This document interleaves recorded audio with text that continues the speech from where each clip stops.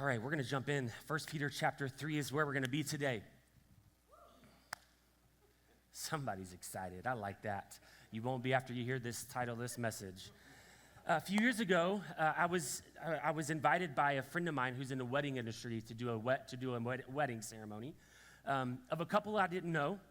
I typically don't do that, and I have some pretty strict guidelines of like, hey, if I'm going to do a wedding, I have to know the people, I have to trust them, they have to walk with us, they have to agree to certain things.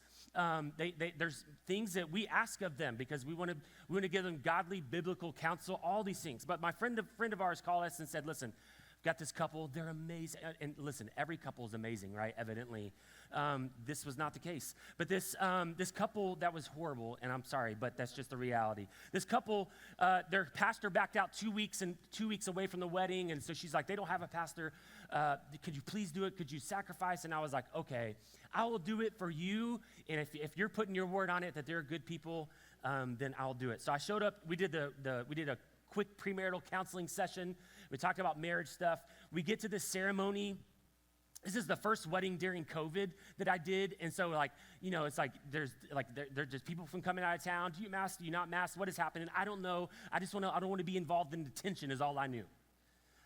And so I get to the wedding, and we're about to walk into the chapel, and at the farmhouse. I think it was at the farmhouse, and we start to walk in, and the mother of the bride stops me, and she says, "Pastor, I don't know if she told you or not, but my daughter really doesn't want any of that submission stuff in her message."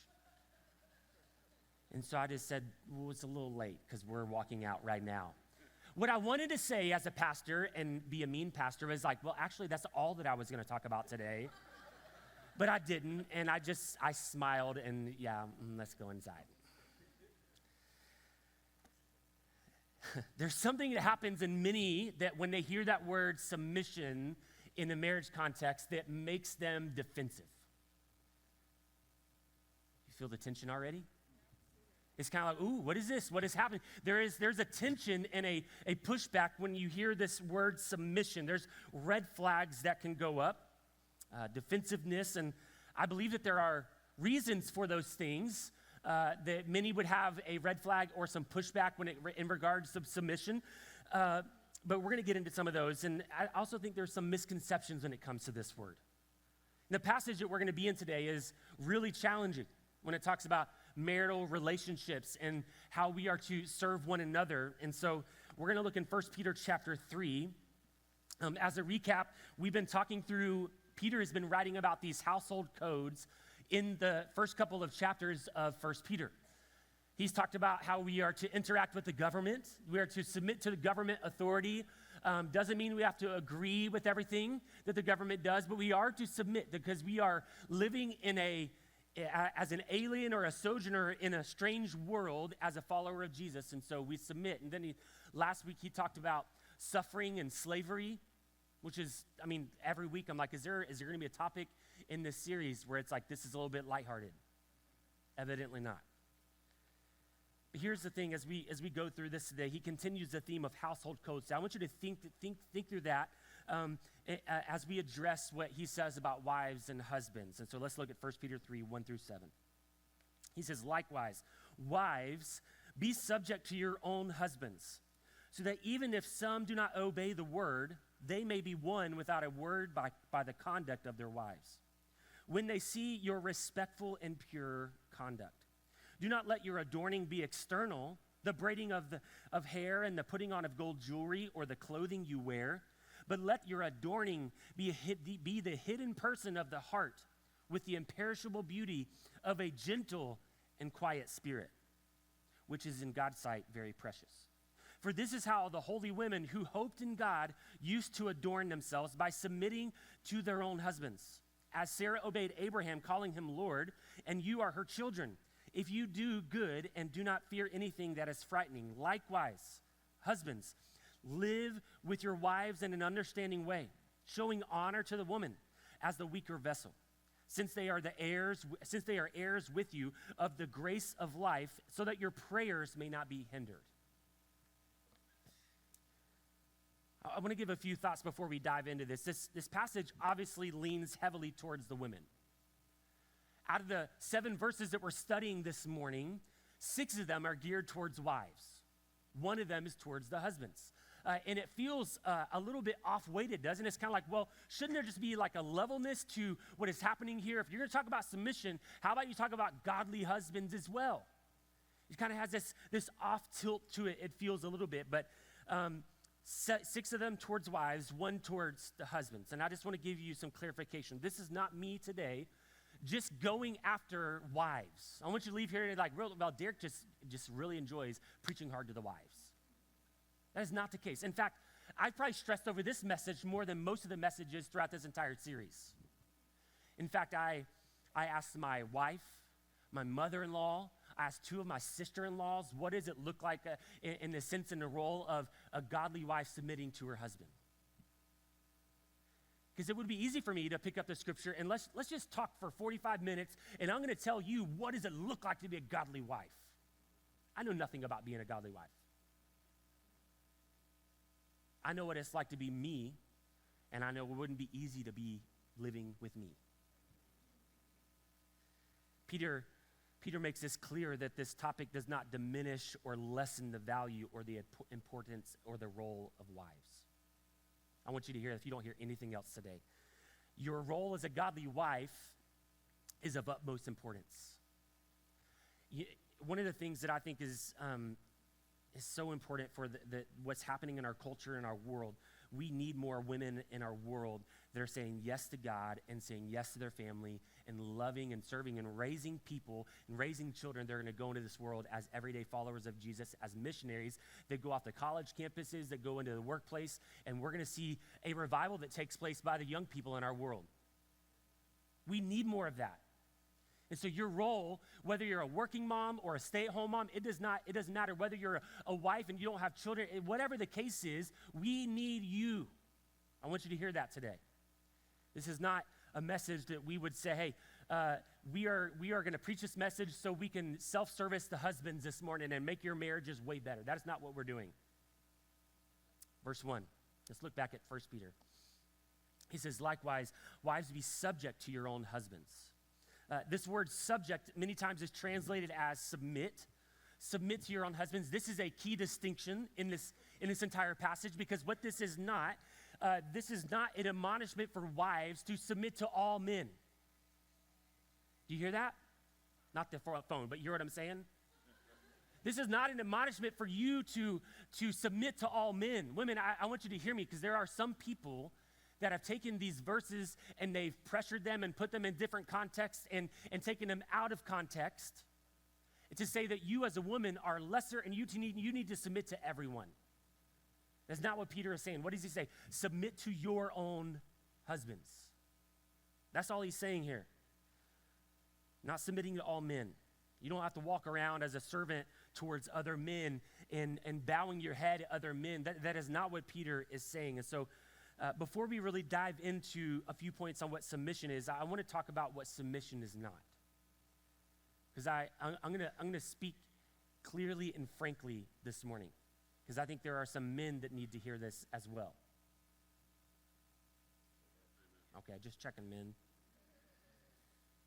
Because of the abuses and the misunderstandings, we have to talk through some of these things. Number one is that submission does not mean agreeing with everything your husband does or says. Okay, let me get some points here. There's going to be a lot of elbowing. There's going to just take it this morning, okay? A lot of looking down the aisle. I see you. Submission does not mean agreeing with everything your husband does or says. I know that this is going to shock everyone, but your husband is not infallible. I know, just disappointed you, Al. So sorry. He's going to mess up. He's going to make the wrong decision selfishly at times. Any men in the room? You ever make the wrong decision for your family? All the time, right? It's like, listen, we as husbands will make the wrong decision. You as godly wives, this does not mean that you are to just ignore all the things.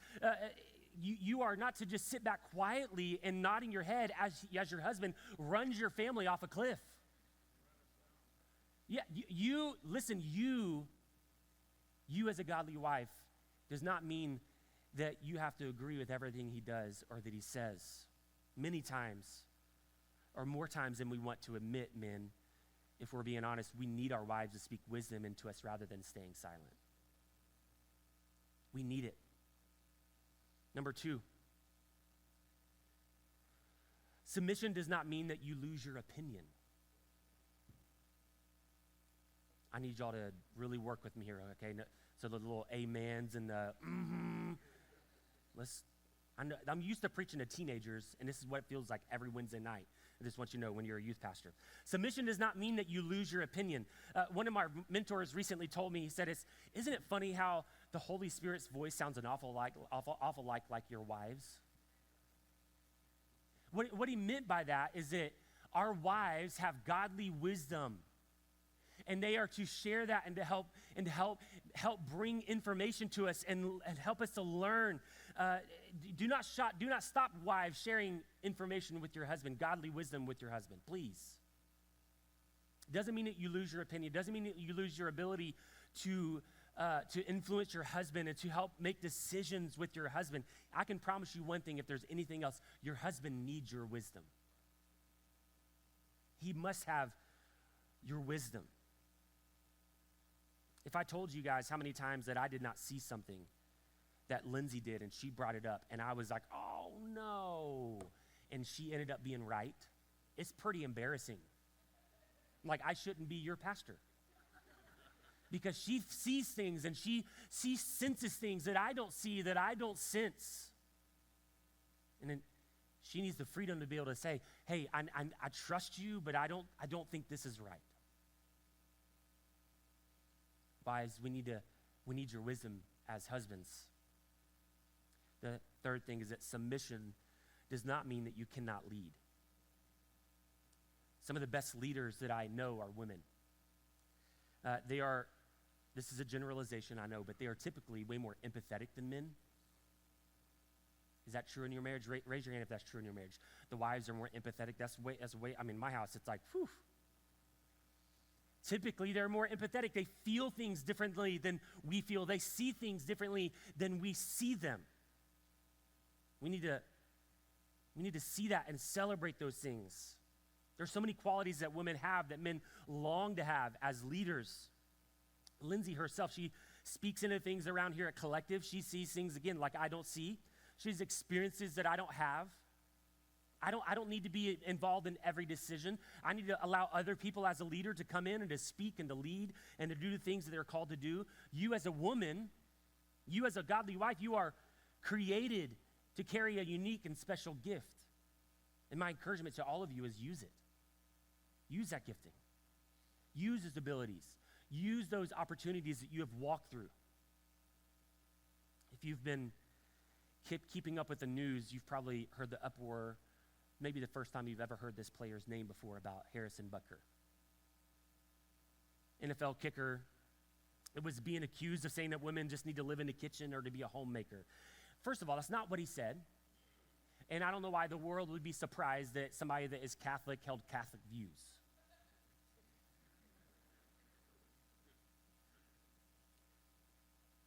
But I wanted to add to it. If you haven't watched it, go back. I think it's a great speech. There's some things I disagree with on theology, but overall, I thought what he said was great. Here's what I would add to it. Whether you're leading in the marketplace or you're leading in your home, ladies, you have a gift. God has uniquely called you for the role that you are in. So lead from that role. That's my encouragement to you. Number 4 is this, is that submission does not mean living as a robot to your husband. Submission does not mean living as a robot to your husband. This is the dark side of submission. When you hear that word submission, this is why people are like, hold on a second. I've seen this example before. I've experienced this either in my own family or I've seen it from a close family member. Like, this is not what I want. There's people that have taken this too far. They've abused the topic of submission. And here's the honest truth. For the men in the room, it should turn our stomachs when we hear that somebody has abused this word submission over their wife. It should turn our stomachs. I read a story this week where a husband said, it was an article of a woman that was out of an abusive marriage, and the man thought that he was leading well. And listen to what this is what the husband said, is that as a wife, you have to ask permission to even leave my sight or the room. The next article was an obituary. No, it wasn't.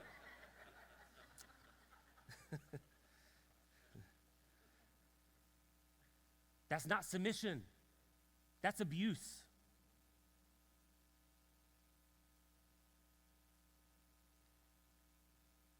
I'm going to pause there for a long time if you didn't tell.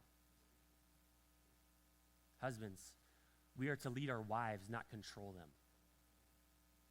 We are to lead our wives, not control them. So if that's what submission is not, then what is submission? This is just a simple definition. This is not an all-inclusive definition. So don't just write it down. And if you want to tear it apart, email me and let me know. It's I don't care at collectivechurch.tv. This is what the definition is. Submission is a willful decision to selflessly serve your spouse in marriage. A willful decision, meaning this, wives, how many know that there are going to be days where you don't feel like serving your husband?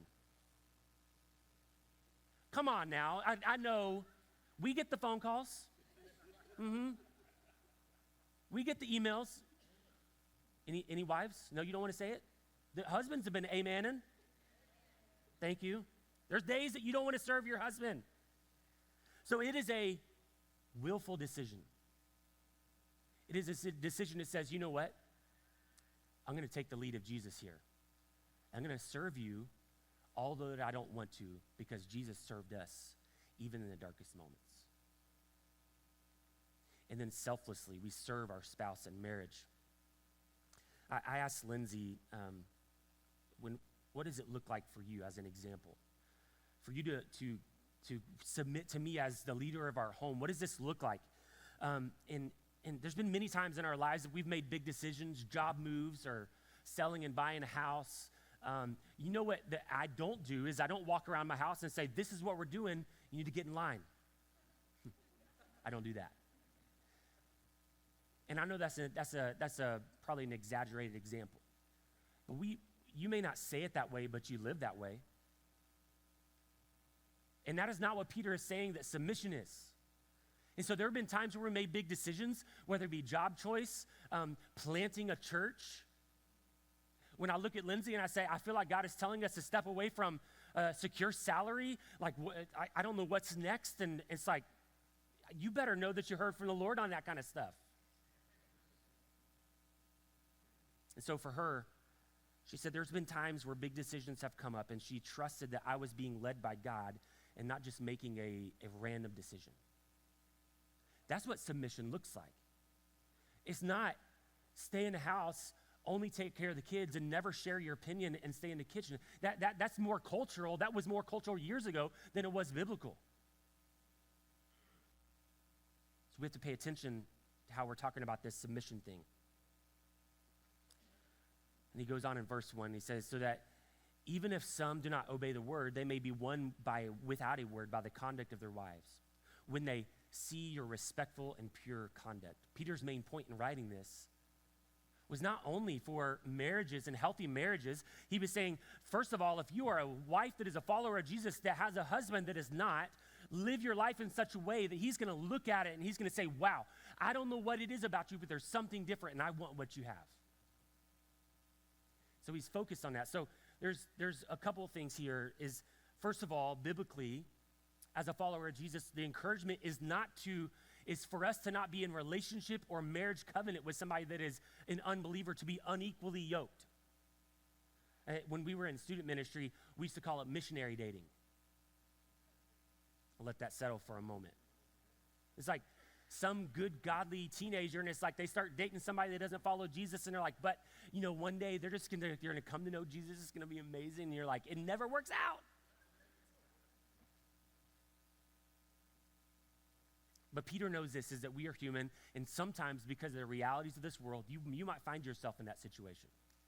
You might find yourself in a situation where you are the Christ follower in a home, the husband is not. And so what he's saying is, Serve to the best of your ability through the power of Christ. Why? So it will make an impact on him to bring him into the kingdom of God. When we think about the gospel, speaking it and proclaiming the gospel has to be at the forefront. But I would say right behind that should be the way that we live. Has to be proclamation, but it also has to be how we live and the lives that we live in front of the people around us. Verse number 3. He says, do not let your adorning be external. The braiding of hair and the putting on of gold jewelry or fake eyelashes or clothing that you wear. Hold on a second. I messed up.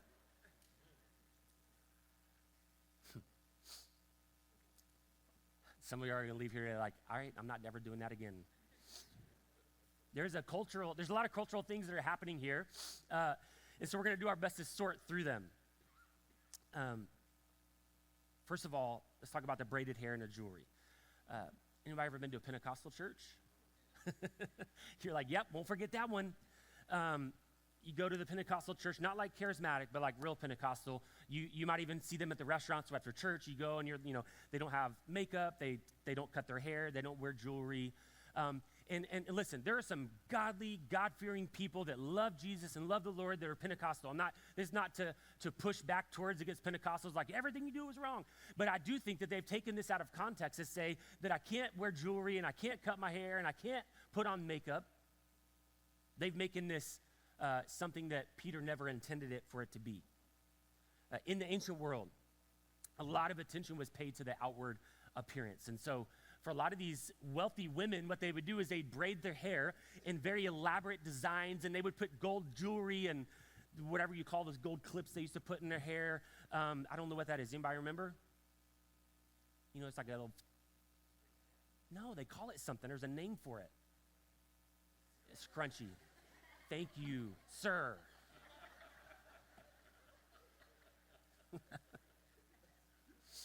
They would put this on and all of it. Why? So they would be noticed walking around the community, that they would be noticed as I am a successful woman. I want to be noticed. I want people to look at me walking down the street and say, that person is of importance. And what Peter is saying is, you as a follower of Jesus and a godly wife, that is not your first priority. That is not your first priority. Now, here's the question. Does it still happen today? Yes, absolutely. It 100% happens today. We know that it does. Social media has influenced a lot of our culture. You ever look at like popular fashion and think, how in the world did anybody think that was good? Every single day. You know how long it took me to not wear baggy jeans? A long time. I'm about 30 years behind all trends, and I'm proud of it. But culture is influenced by social media, influencers, that nobody is asking questions will get on and say, a lot of you have been asking me.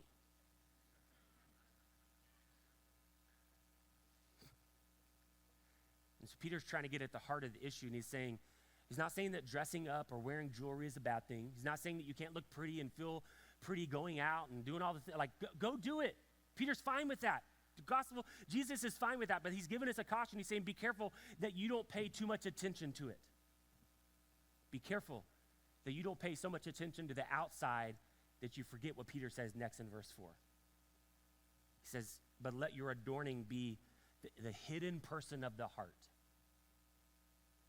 which is the imperishable beauty of a gentle and a quiet spirit, which is in God's sight very precious. This is the other side of this, and what Peter is really getting at with verse 3 is that you, as a godly wife, should be paying way more attention to the condition of your heart than the look or your appearance. Pay attention to your heart. Listen to your heart. Make sure that you are asking yourself, is my heart aligned with the Word of God? Are my passions and my pursuits of the kingdom of God, or am I only focused on the things that were outwardly and that will make people look at me and give me attention? This is a good principle for women and men, by the way. You know, they did a study in Europe about 10 years ago that said that men look in the mirror almost twice as much as women do every day. So there's something there, isn't there? That we as men sometimes care way too much about what people think about us, and we try to look a certain way. We pay attention to it. God is not concerned with your outward appearance, but your heart. He's looking at the whole person. Now, again, this context in this passage, what he's saying is how we live is determined by what's in our heart. And Peter's saying if you want to be a godly wife, pay attention to it. Pay attention to the inside stuff. It's not that you can't dress up. It's not that you can't wear earrings and makeup and jewelry and all the things. But make sure this is what's first. Pay attention to the heart. Scott McKnight, a scholar, says this is that external appearance is relatively unimportant, but internal virtue is the prime pursuit of life. Internal virtue is should be the primary pursuit of our lives. Our culture is full of women who all they do is work to get likes and attention while their heart and their life are in turmoil. There's a reason the Kardashians are popular. It's not because of the goodness of their heart. Everybody in the room is like, I don't know who he's talking about. Who? Huh?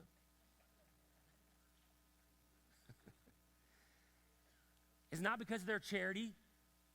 I look at shows like that and I'm like, what have they ever done other than sitting on money all day, all the time? That's harsh. I get it. But there is a world that says flaunt, get attention, and God is saying, as a godly wife, pay attention to your heart. Does that mean you can't look pretty? No. Does that mean you can't wear makeup? No. Do all the things that you want to do, but make sure your ambition is to serve God and to serve your husband. He goes on, he says, the imperishable beauty of a quiet, gentle, and a quiet spirit. This is something that can be misunderstood because some of you're naturally quiet and you're like, oh, that's easy. Some of the wives, maybe it doesn't come as naturally. This quietly part or gentle part. And that's okay. This does not mean that wives, you are to be a doormat to your husband. This does not mean that you are to take abuse. We cannot also forget that God is a God of justice and he cares about the one that is being abused and taken advantage of. So wives, do not live your life in such a way that you think it's your responsibility to just take everything that your husband throws at you that is ungodly and just say, well, this is just my burden to bear. So I want to say this today. If you are in a relationship where there is an unhealthy dynamic, first of all, husbands, you need to get help. You need help. Secondly, all of you, husbands and wives, need to reach out for godly biblical counsel. Being quiet and gentle sounds weak, but as you know, sometimes being gentle and quiet is harder than being vocal and harsh. In the Greek, this word gentle, it carries the meaning of not persistent on one's own right. Not being pushy, not focused on selfish desires, not demanding one's own way. This is good advice for wives and for husbands, isn't it? I think there's this life journey that happens as a young person. You're young, and then you get married, and then you realize how selfish you really are. Anybody? You realize that you like things done a certain way in your life. Then you have children, and you thought that you got all this selfishness out, and your children will drag it out of you. Because you're always serving, right? You're always giving out of yourself. We are selfish beings, and what Peter is saying is, do not be pushy or focused on your own selfish desires, not demanding your own way, but to serve, to love, to care.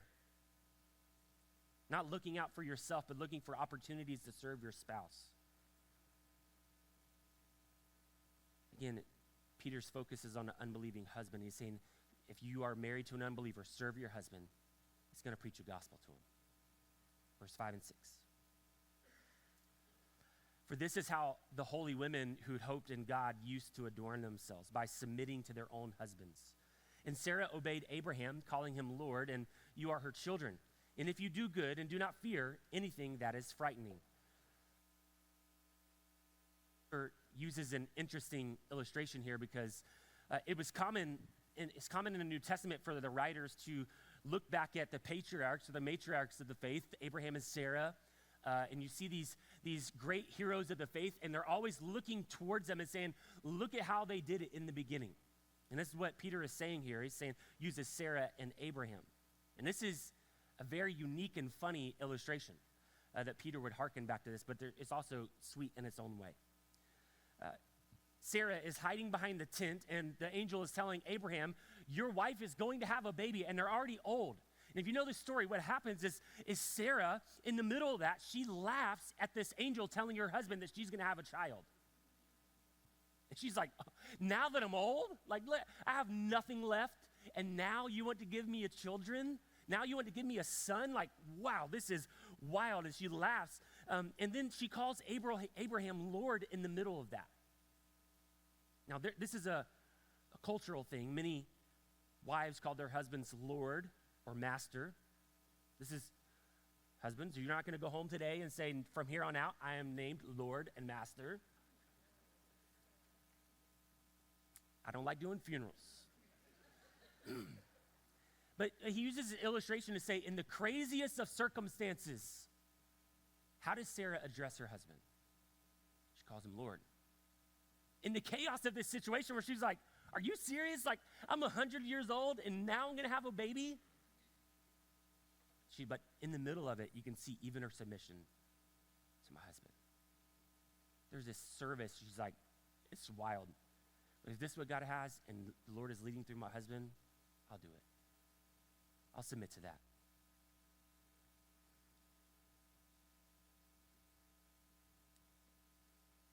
The key to these two verses is that it was these women, these patriarchs, the matriarchs of the faith, they put their hope in God, that their hope wasn't in their husband, and it wasn't in their government, but their hope and trust was that they were being led by the hand of God, the sovereign hand of God in the middle of all of that. Saying, hey, listen, I trust you. I trust that you're being led by the Lord. Now, let's close it out talking to the husbands. Verse 7. Likewise, husbands, live with your wives in an understanding way, showing honor to the woman as the weaker vessel, since they are heirs with you of the grace of life, so that your prayers may not be hindered. Ouch. Some heavy words, isn't it? Ladies, you can be thankful today that Peter does not leave the husbands out. He gives some pretty strong words. Live with your wives in an understanding way. This is an admonishment to the husbands. Be a good husband. And part of being a good husband is not lording the idea of submission over your wife.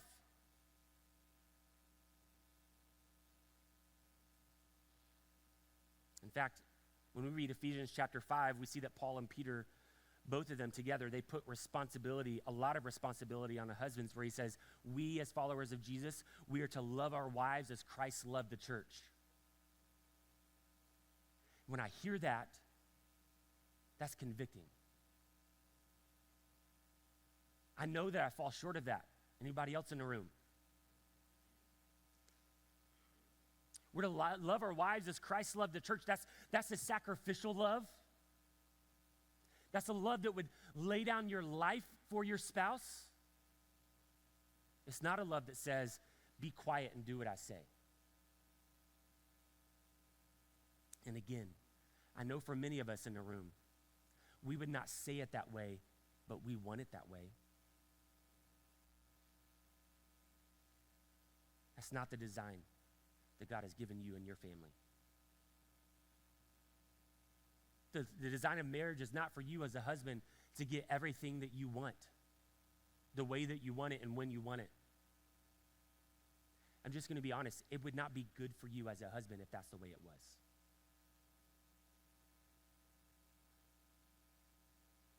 Then he says, showing honor This is why submission, this is why people misunderstand submission. Submission is not demanding, it's not a demeanor that we walk around lording it over our wives. You can't live and show honor to your wife if you're trying to lord over her. And he goes on that as the weaker vessel. That will make modern people so mad. That one line right there. But as we've seen the chaos of the world and the, what common sense and like, hey, maybe a man shouldn't compete in women's sports. Maybe there's a thing to that. I think you've seen the reality of some of those things, right? You see these women that train their entire lives to be at the top of their sport, to be beat by somebody that was number 200 or 300 in their own race as a man. But he's not just saying physically weak, because then Miss Brenda's going to come up here and hurt me. By the way, Miss Brenda is going to the World Championship for powerlifting soon, right? And she's going to come back and she's going to get this big WWE belt. He's not saying just physically. What he's saying, because here's the reality. Any husband that has watched their wife birth a child knows that men, we are not strong. I mean, we get man flu and we're out for like 3 weeks, right? You know what I'm saying? Like women get sick and they're still cleaning and serving the house, and I'm like, I'm gonna have to go to Florida to get out of this for this, just can't do it. Peter is saying that, not that you're physically weak, but he's saying that culture doesn't honor women the way that you should, and so men, honor your wife. Culture doesn't see your wife and the women as somebody to be treasured, and they see it as property and possession. And Peter's saying, no, you as a follower of Jesus, treat your wife with honor and respect and care and love. Why? Because they are heirs with you for the grace of life. They are co-heirs with you, joint heirs. They are created in God's image just as you were created in God's image. And one day, we're all going to inherit the kingdom of God together. And so Peter says, treat your wife as a co-heir. Treat her with love and care and respect, so that your prayers may not be hindered. Al, you can come. Team, you can come. I think that last line right there is so potent when he says, so that your prayers may not be hindered. Here's what I want to say with that, is that God does not put his blessing and favor on those that abuse their authority. We'll pause there for a moment. God does not put his favor and his blessing on those that abuse their authority.